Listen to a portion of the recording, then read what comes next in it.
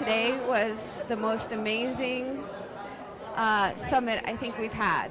We've been doing this for 6 years, and this speaker, Alex, who shared her story about having a stroke and having to learn to talk and walk, and who can't see, and who's trying to achieve her goals to get a regular diploma, inspired the students so much.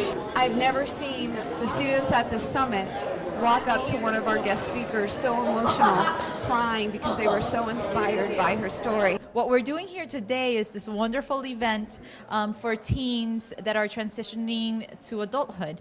We're providing breakout sessions and a lot of learning opportunities for the parents and for the youth so that they can learn about benefits, about how best to transition into adulthood, how to transition from high school to college or post-secondary education in some manner. In some cases, some youth may not have diplomas, but there are options for those youth where they can be successful and get additional education and work.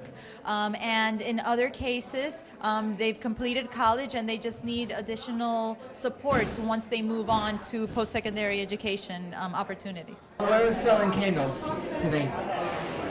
It's a non-profit organization, and we train kids with special needs. We teach them important skills, learning how to do the cash register, learning how to pour, learning how to do money, learning how to be independent. I'm here today for two reasons. One, because I'm a 28-year veteran special education teacher in the school system of Broward County, and I felt like the resources here would help me do my job better.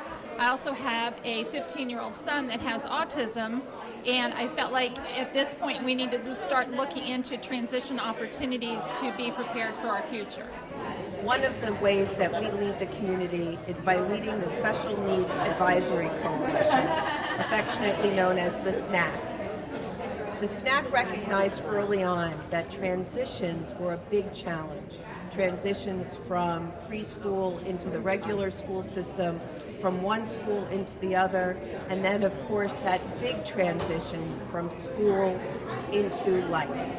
And so about 7 years ago, we began this Transition to Life Summit in partnership with the school board to help provide young people with the tools that they need to learn about resources that are out there, to help parents find the resources out there, and to inspire them. We bring speakers every year who can inspire, enlighten, and help guide these young people as they move forward in their life. I think how they responded was amazed that you can keep on working hard. Even though it's hard, you can keep on pushing it. I want to graduate with my friends and then go to college, and I want to help students in the hospital I want to be a child life specialist and work with the kids there. My experience with my sister has been amazing because she's showed me how to be motivated and how to keep working and to appreciate life. I wrote this book and I became an author because I wanted to share the journey, and I also wanted to show Alex what had happened to her and what was going on with me while Alex was getting sick and while she was struggling. My goal is to go to college and become a neurologist so I could help children with special needs like my sister who had a stroke, and even myself who has Tourette's. I am the proud mother of both Alex and Jessica Dixon. Alex, as you know, had the stroke, and Jessica has her own battles, but is very supportive as a sibling of a child with special needs or a sister with special needs. My role is to advocate for my daughters, to help them to have their own voice, to begin to advocate for themselves.